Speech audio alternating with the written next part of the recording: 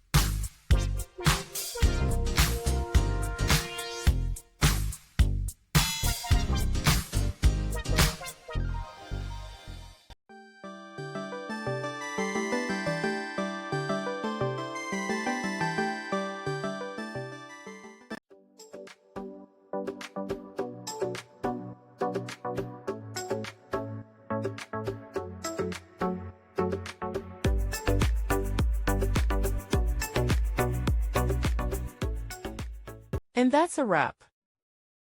I hope you found the answer you were looking for. If you did, take a second to hit that subscribe button. It really helps out. And let me know in the comments which solution worked best for you. See you next time in the debug zone.